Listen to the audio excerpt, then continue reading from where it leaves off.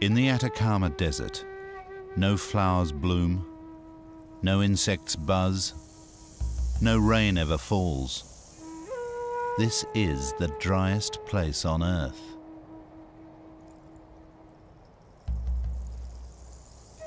Yet there was once water here. The fretted hills speak of downpour and of deluge.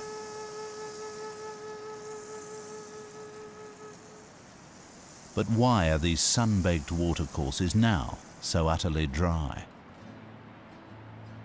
This is the riddle of the Atacama.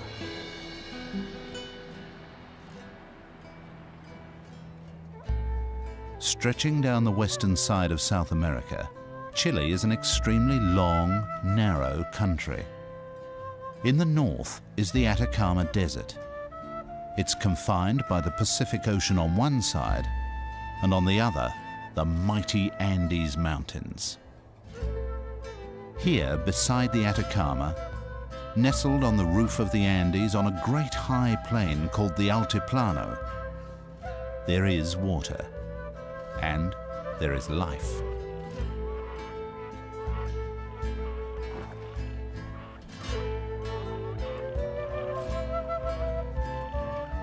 Despite the thin, oxygen-starved atmosphere and intense ultraviolet radiation, some animals lead remarkable lives at high altitude. In stark contrast, less than 120 miles from the mountains is the desert's western border, the Pacific Ocean.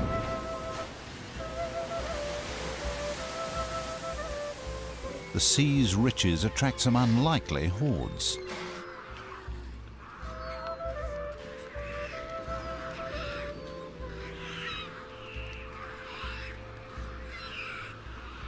Yet even within sight of this zone of plenty, there exists a completely different world.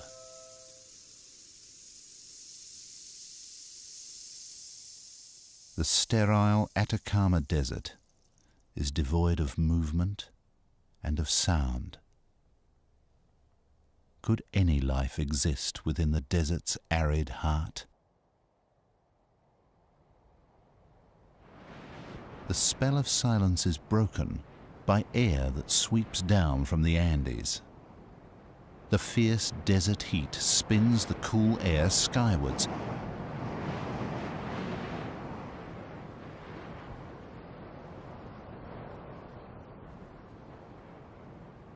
At day's end, when desert colors glow, then dim, the wind finally loses its voice, and there is again utter silence in the Atacama.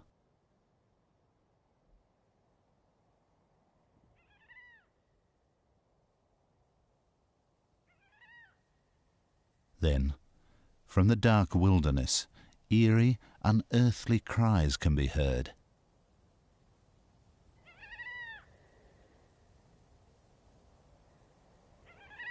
Nothing was reckoned to live out in the desert. Nothing, except the gulls that were recently discovered here. Each night, some fly more than 60 miles from the sea. Navigating with great precision, they find their partner and chicks. The pair change over quickly. The nesting gull takes off to the ocean, while the homecomer serves supper.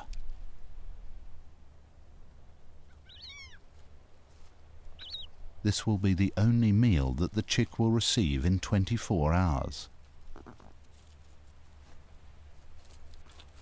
Why do these Guruma gulls nest here, so far from food and water, and in the most extreme conditions? After feeding, these remarkable birds quickly cocoon their nestlings against the freezing desert night.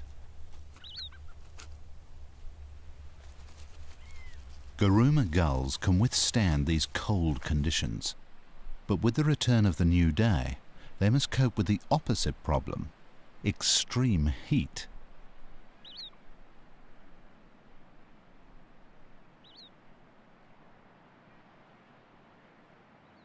As the morning temperature soars, they pant like dogs and fluff their feathers to circulate air close to the skin.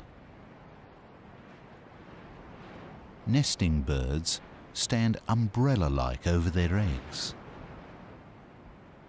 They may withstand the heat, but their unhatched chicks are fragile and vulnerable.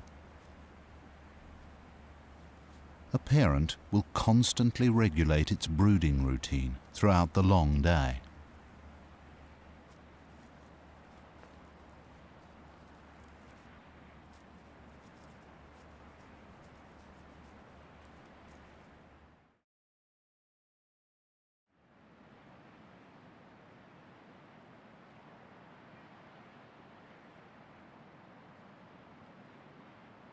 A Guruma gull's specialization for desert life begins even before it has hatched. Every chick must struggle to escape from an uncommonly thick eggshell. It's designed to prevent water loss in this harsh environment. But the thick shell slows down absorption of oxygen. As a consequence, each chick develops slowly, spending more than 30 days within the egg, the longest of any gull.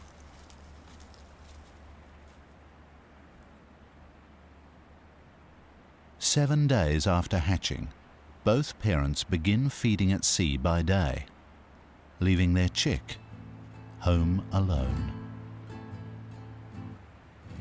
This is the most perilous time of their lives. Every day for 2 long months, their fragile bodies will be exposed to ground temperatures of more than 60 degrees Celsius. Some make for high places in a desperate attempt to catch any available breeze.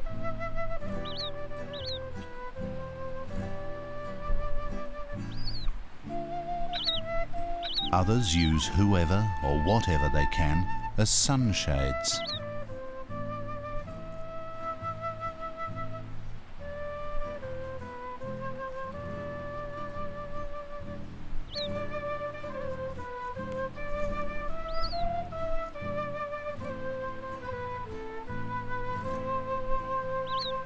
Why do Guruma gulls choose such extreme nesting sites? Some say it is a memory of a desert that was once covered by ancient seas and lagoons, and that gulls have never abandoned the nesting places of their ancestors. Others say they nest here for safety. No predator is likely to risk hunting in such a vast and hostile place. The desert is both perilous and protective, and it's only at the very edge that they return to a more reassuring and familiar world.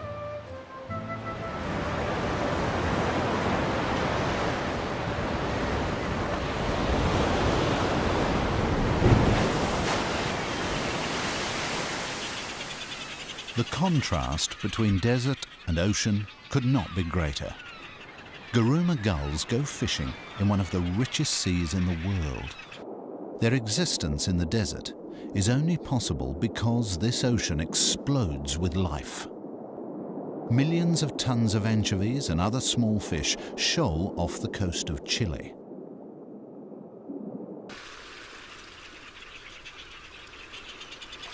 Inca terns dive vigorously on a shoal of anchovies. They take only 1 or 2 fish and run a rapid shuttle service to waiting youngsters. Unlike the desert dwellers, these chicks receive food on demand from the ocean on their doorstep. These most unusual and resplendent terns perform strict courtship rituals. A male offers an anchovy to a female, both to assure her that he is a good provider and to condition her for breeding.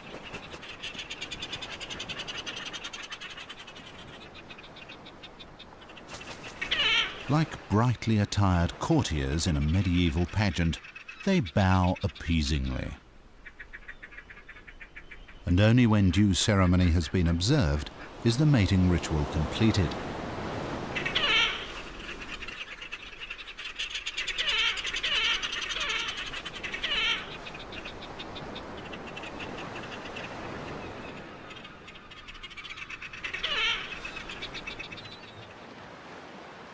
Their neighbours, the pelicans, consume a lot more of the fish.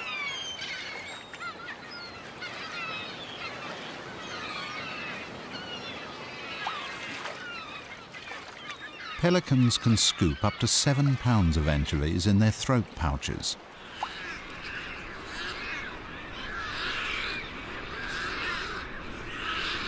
Their colonies form some of the largest concentrations of seabirds along the coast of Chile, and are very crowded, very dirty, and have the overwhelming smell of fish about them.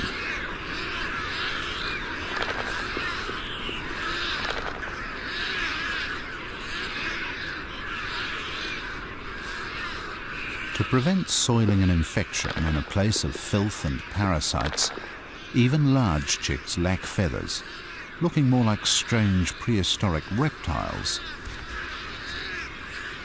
Lunch today and every day is part digested anchovy gruel.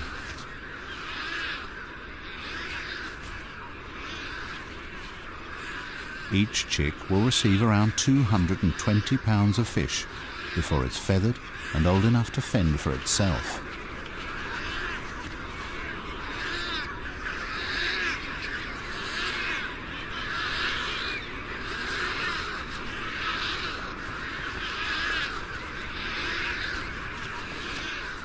The same feeding frenzy is taking place among 20,000 other pelicans, and of course among all the other seabirds along the coast.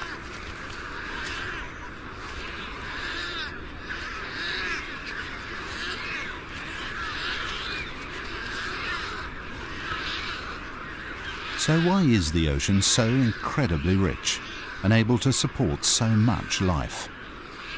One clue as to why the sea is so bountiful has just arrived in the colony. It's a penguin. And it's not alone. What has brought creatures of snow and ice to the edge of the desert?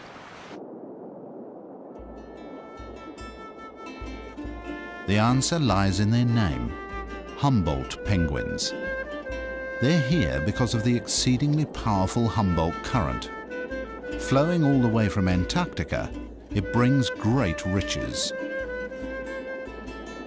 The current also brings masses of cool water. It rarely gets above 12 degrees Celsius.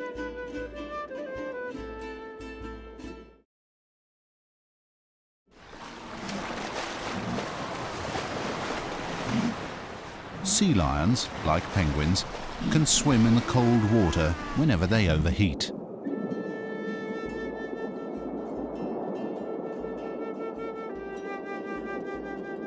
Curious juveniles perform their languid ballet in water of surprisingly low visibility. The water is cloudy because of the incredible growth of plankton, up to 4,000 microscopic organisms in every pint. Conditions are ideal for plankton growth. It's stimulated by oxygen-rich water, upwelling minerals, and the intense sunshine. This incredibly rich broth at the bottom of the food chain eventually feeds everything along the desert coast.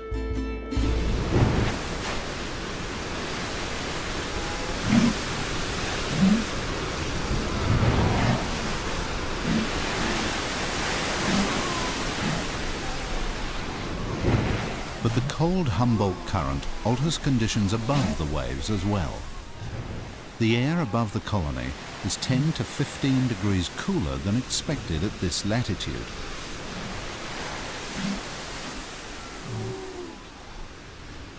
Cooler air does make life a little more bearable in the sea lion colonies.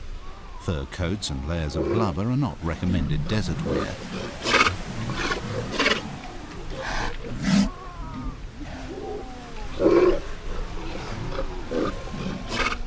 But if the air is not cool enough, then there's always the luxury and relief of the Humboldt current.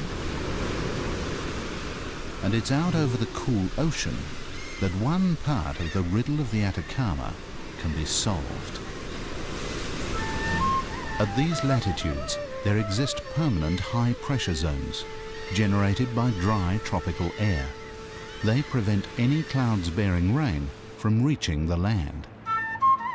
However, the air above the Humboldt Current offers some relief. Every day, as the land heats up, clouds are drawn tantalizingly in from the ocean, where fog forms. The fog billows and swells, obscuring the sun.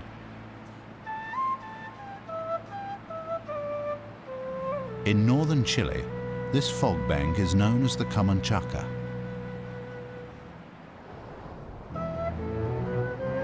But the Camanchaca is not a totally empty gesture.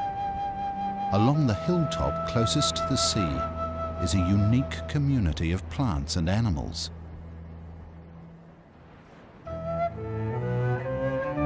All live on the very edge of life.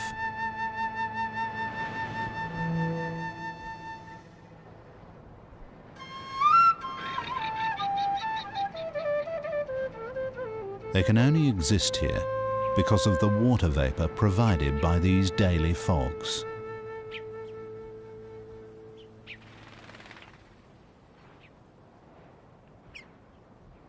Moisture may condense on lichens or the spines of cacti. Ridged stems then funnel water down to the roots. The Camanchaca brings the miracle of life to the desert fringe, but it's a cruel and empty gesture to the parched land beyond. A few hundred yards from the coast, the fog evaporates into thin air.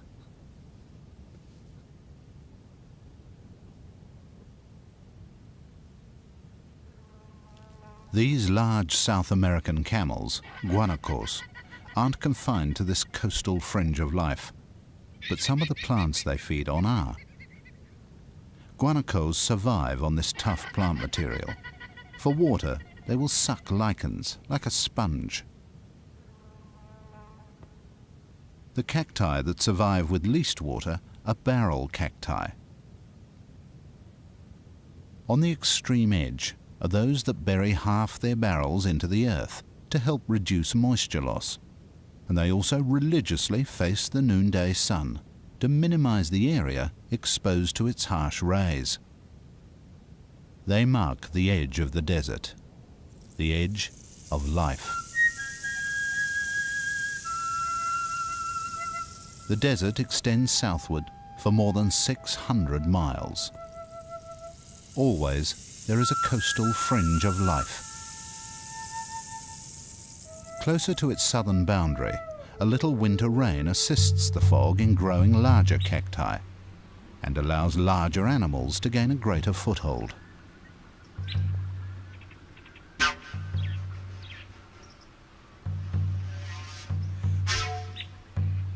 The main food of the black-chested buzzard eagle are dagoos, small rodents of the desert edge.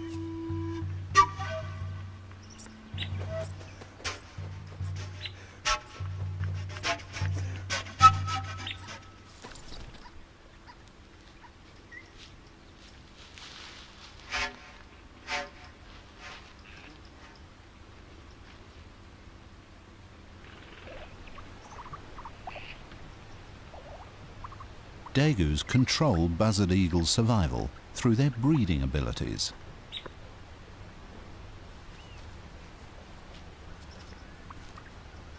In most years, dagoos can breed to very high numbers because they're superbly adapted for life on the edge of aridity.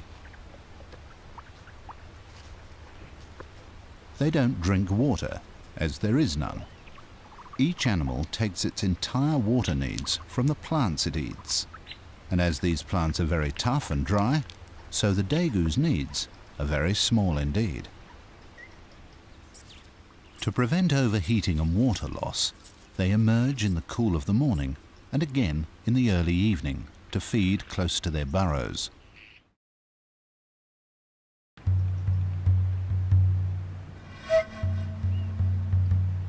The buzzard eagle has a large feeding range. It must spend most of its time hunting, It is no longer just feeding itself. Back at the nest, there are two more.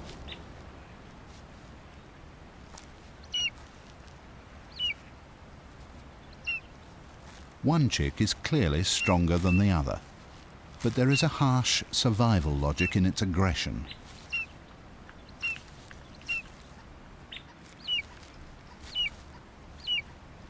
In years of little food, the bigger, stronger chick will take all and grow well. The weaker will eventually die through stress and neglect. The alternative is for both to weaken and possibly die.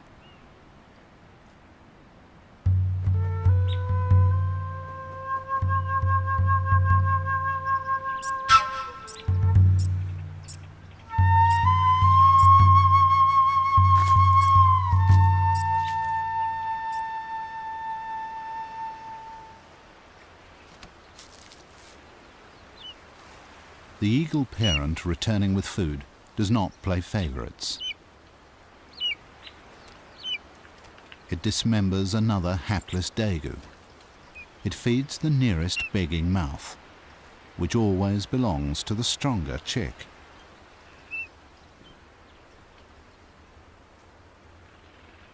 The fortunes of predators may be linked to their prey, but ultimately everything depends on the daily fogs of the common chukar.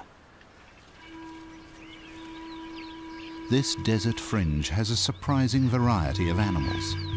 Each must find its own ways of dealing with extremes. Pinguera, the giant hummingbird, must take frequent rests while feeding. It lacks the sustained hovering ability of smaller hummingbirds. It now returns to work on its partially completed nest. It binds the soft material by smearing it with a sticky saliva. Hummingbirds require a constant and plentiful supply of high-energy nectar. If few flowers bloom on the edge of the desert, their ability to successfully breed is at risk. But avoiding peril can itself be perilous. A coffee moth caterpillar's stinging spines may not protect it from Chile's largest lizard. The Calopistes iguana neutralizes the stings by wiping the caterpillar clean. The job must be thorough, so the iguana continues in the shade to avoid overheating.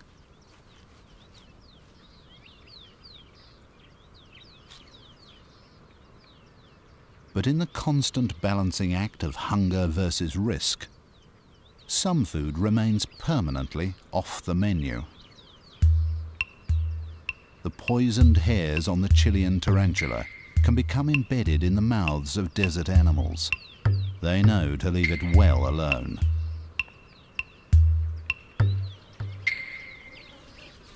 Pinguera stays out in the midday sun. She's hunting insects on the wing.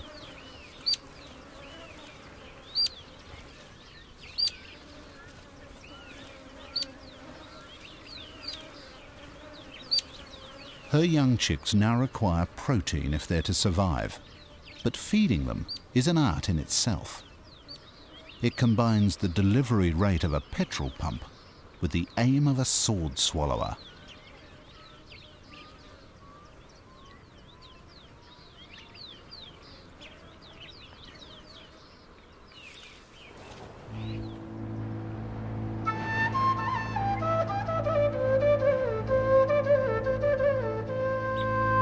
Near the southern edge of the desert, where coastal hills are a little higher, the daily common chukar creates its ultimate gift, its greatest contrast to the desert.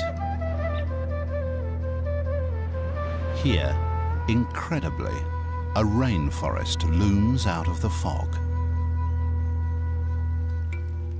The high hills catch just enough fog to grow a few tiny forests, which are known internationally as great wonders of the botanical world. trees and shrubs capture 6 times more moisture than the lower slope nearby. Branches are draped with epiphytes and mosses, and the air is filled with the pungent aroma of humus.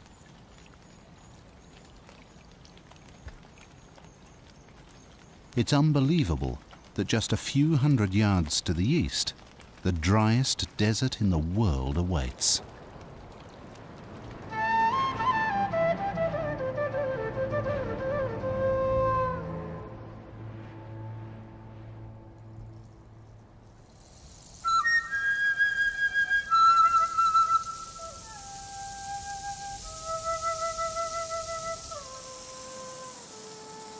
In the millions of years since rain filled the watercourses of the Atacama Desert, this wilderness has proved a highly effective barrier to the movement of wildlife. For many thousands of years, however, one species has repeatedly crossed the desert and left clear evidence of its passing.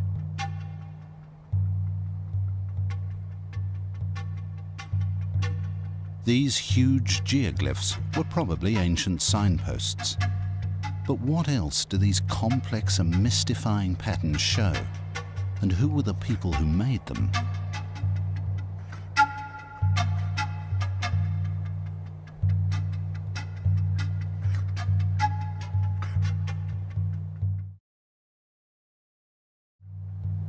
Closer to the mountains, in valleys where a little water brings a splash of green, there are caves. In them lie the remains of peoples thousands of years old.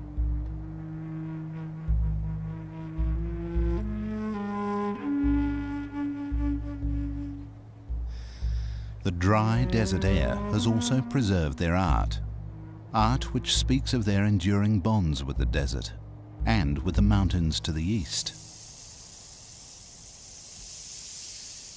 Candelabra cacti stand as sentries. Beyond them, mountains rise to the Altiplano, the high plain.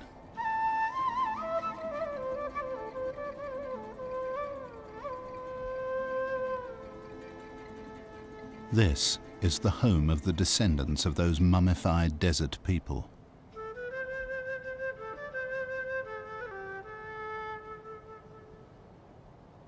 Every morning, an Aymara herdsman greets his gods. The objects of his worship are the 20,000-foot peaks of the Andes, the western edge of the Atacama Desert, and the mightiest mountain barrier in the world.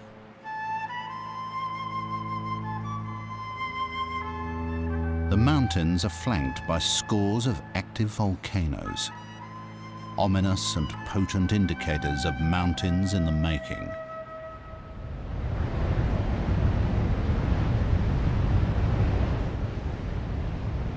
Geysers billow furiously in the coldness of early morning. They are born of intensely hot rocks close to the surface. Far below, continental plates collide, forcing these young mountains ever skyward. And just as the cold Pacific Ocean answers one half of the riddle of the Atacama, so the Andes answers the other half. Rain-bearing clouds from the tropical northeast are prevented by these mountains from ever reaching the desert below, the high peaks forcing the clouds to release all their precious moisture. Melted snow and rain then flow into the highest lakes in the world, some more than 12,000 feet above the sea. Here, life faces enormous extremes of ultraviolet radiation, of cold, and of thin, oxygen-starved air. Yet animals cope. The giant coot's large size probably helps them withstand the harsh climate.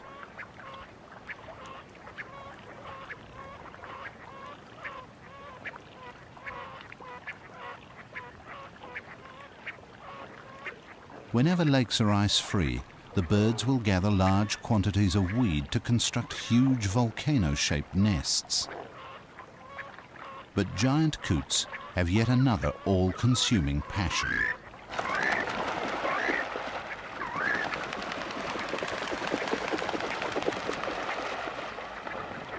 Family groups are forever disputing territory. If one group crosses some invisible line in the lake, their neighbours will rush out and beat them up.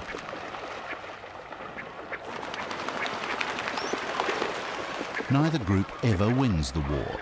The only concession is an uneasy truce. Until next time.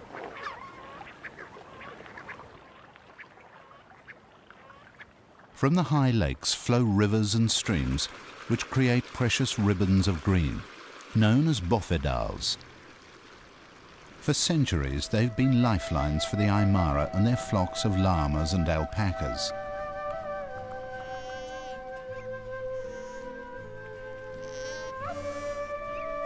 These South American camels have ensured the survival of communities in the Andes. Llamas are beasts of burden. The shorter alpacas are bred for their fine hair.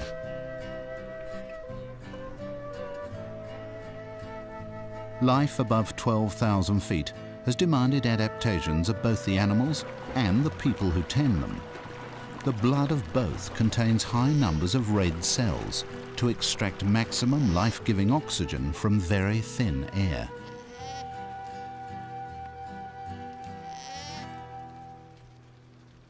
A wild type of camel also lives up on the Altiplano. The hair of the vicuña is the finest natural fibre in the world. It was more highly valued than gold, and the desire to possess it very nearly led to their extinction. Their numbers continue to recover. It's breeding season. A male drives off the bachelors that have come too close to his harem.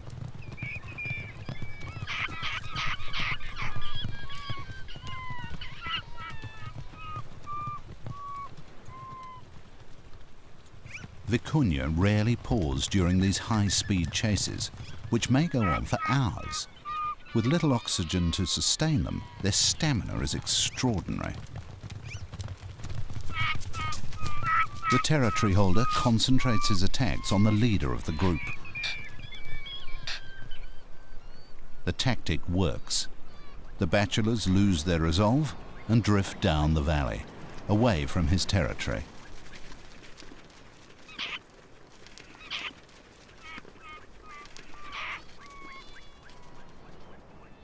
The plants are extremely tough and spiky, with little food value. Yet these remarkable animals not only survive, they're coming back from the edge of extinction. A fox is attracted to the birth of a vicuña. Vicuña births always take place in the early morning. The infant dries off and gathers its strength in the day's sunshine.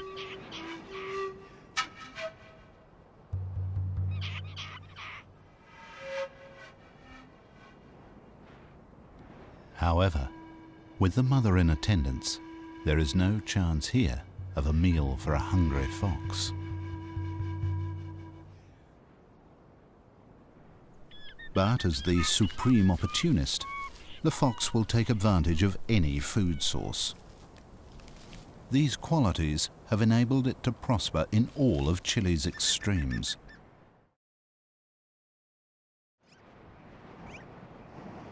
The bofedal is strewn with piles of rock, the remains of old volcanic eruptions.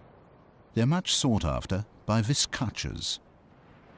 These unusual animals warm themselves after another freezing night on the Altiplano.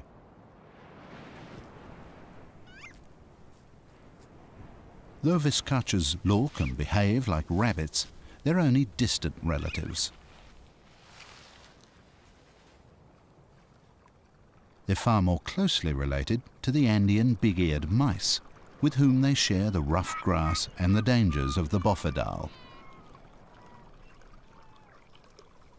Viscachas and mice, by feeding side by side, provide each other with a survival strategy, an early warning system.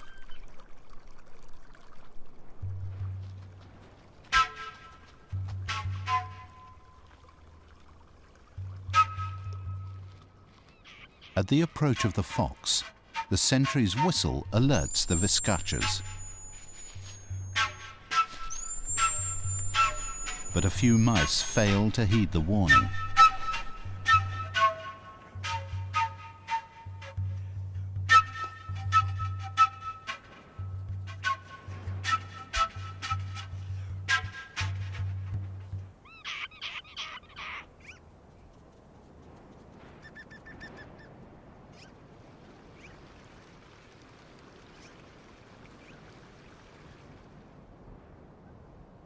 Rivers and streams continue their winding journeys through a maze of hills towards the desert. Most will never make it. They end in large basins. Here, water evaporates rapidly, leaving vast salt pans, stretching as far as the eye can see. There are signs of life in this desert of salt. A pink stain from a washed-up tide of algae and bacteria feeds tiny brine animals. They, in turn, feed some highly specialized birds.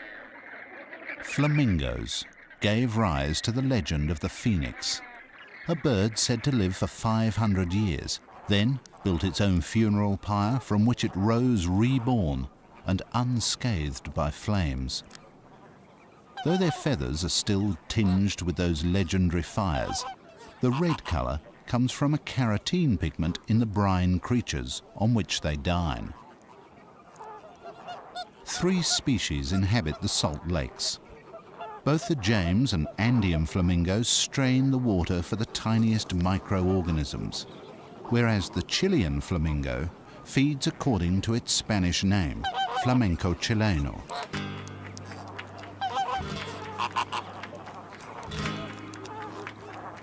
The flamenco dance stirs the mud to release brine shrimps and fly larvae.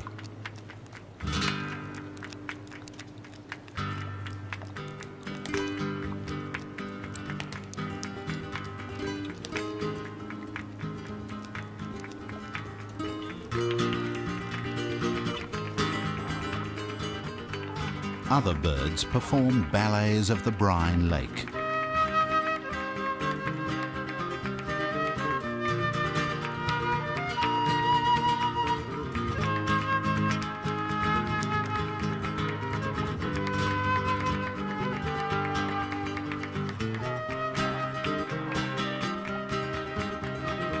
Wilson's phalaropes come all the way from North America to feed at these salt lakes in the desert.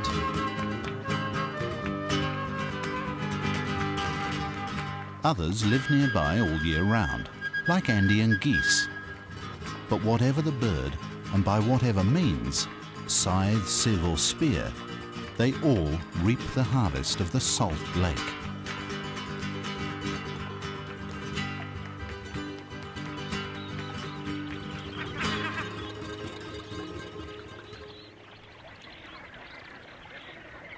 Flamingos build nests in large colonies on the salt pan, but each species keeps to its own area, and each pair to its own mud-stack nest.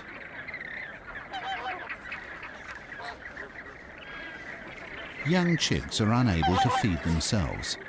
Instead, their parents feed them a blood-red secretion similar in composition to mammalian milk. Flamingos are highly adapted for life on the salt pan. Not only must they cope with extreme heat, but also with the highly caustic salt. As chicks grow older, they gather in large groups for mutual protection. They're easily startled. A gust of wind is enough to send them into a stampede.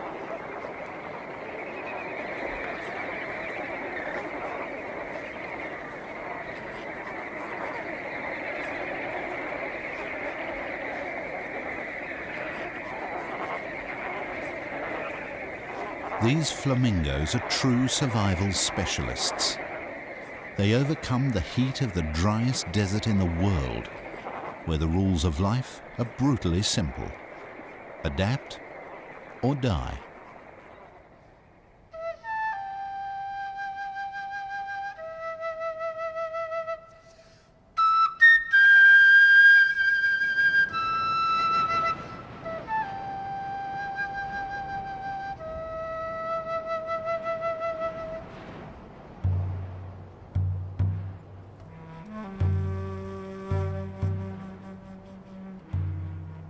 The skeleton of a mule, one that was given its freedom in the desert. Without food or water, it perished, its flesh baked to powder by sun and wind. The mule was one of many working animals released when the nitrate industry here collapsed earlier this century. At its peak, 45,000 workers at 170 sites mined huge deposits of nitrate salts, laid down millions of years ago when the desert lay beneath the sea. Fortunes were made, just as easily as lives were lost. And although the nitrate industry went bust, another boomed.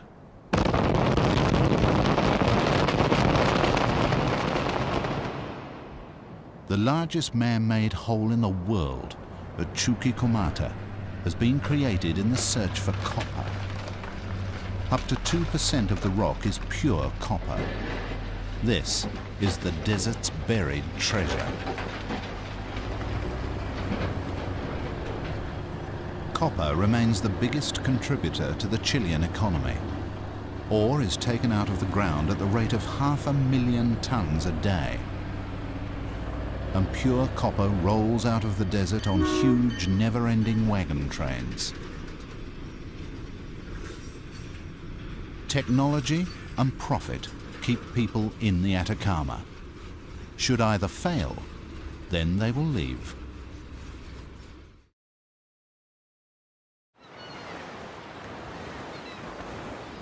Bulk carriers wait like ghosts in the fogs of the Camanchaca.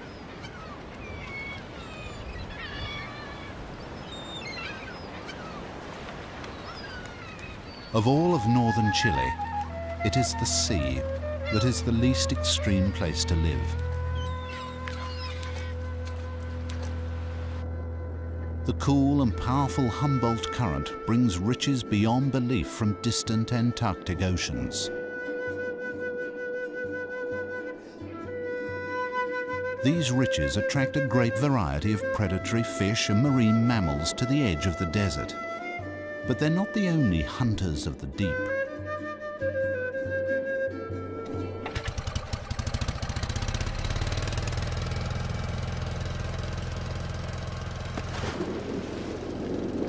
On one hand, factory ships take 2 million tons of anchovies from this coast each year. On the other, a solitary diver on the end of a breathing pipe gathers what he can. Such is the bounty that even he may gather more than 100 species of fish and shellfish. One of the most highly prized delicacies is the loco, an abalone-like shellfish. The riches to be had in the kelp beds and rocky bays along Chile's desert coast sustain more than 30 towns and villages.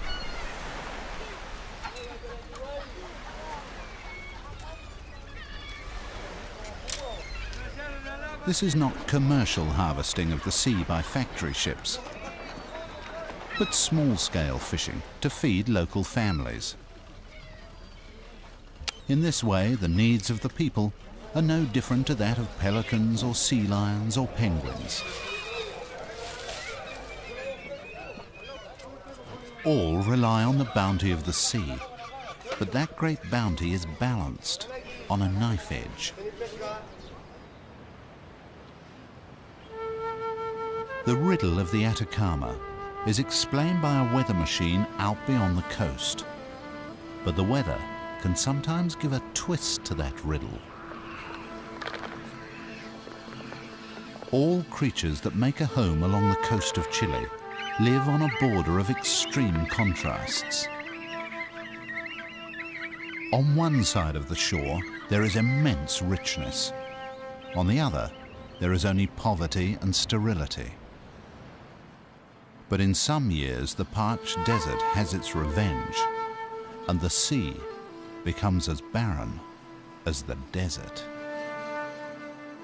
In the years of El Niño, a reversal of weather patterns and ocean currents transforms the sea. It is warm, clear, and there is little plankton. Without plankton, there are no anchovies, and without anchovies, the birds disperse or die.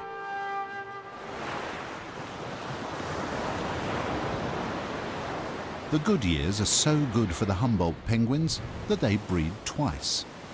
This is also a good insurance policy against hard times. Each day they come ashore late in the afternoon when the sun's heat is less fierce.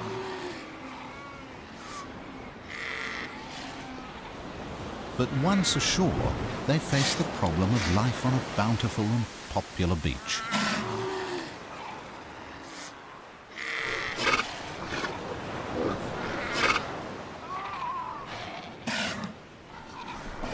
To reach their nests, they must thread an uncertain path through a colony of tetchy sea lions.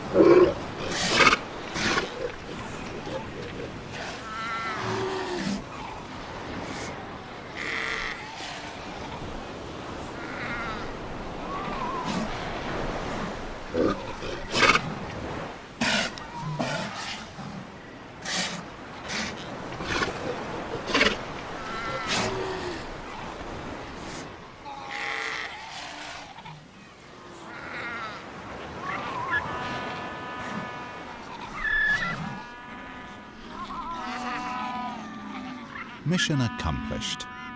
But now come the energetic rituals of greeting one's family.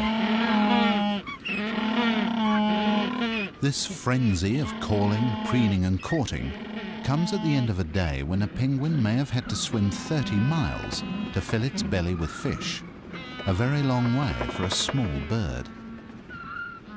But in bad years they may swim 2 or even 3 times that distance and still come home hungrier than when they left.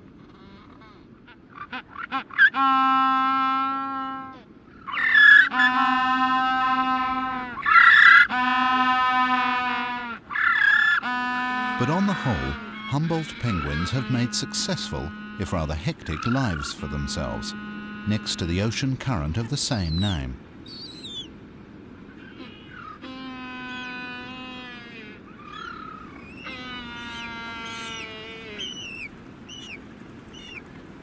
For penguins, the benefits of good years always outweigh the risks and disasters of bad ones. But further along the shore, there are birds for whom every year involves huge risk. Guruma gulls live constantly balanced on the edge of survival.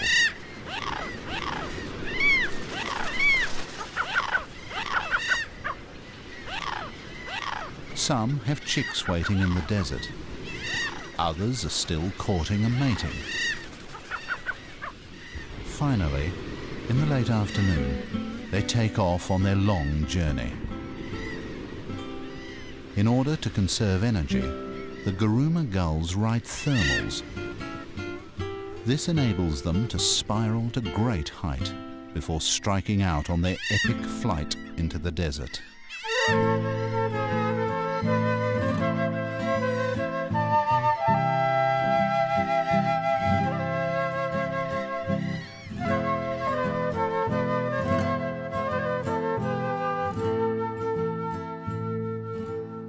They alone choose to raise their young in the middle of the driest place on Earth.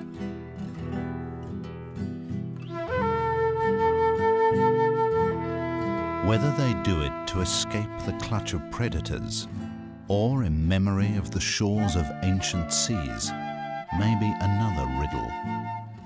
But their endurance here is truly heroic.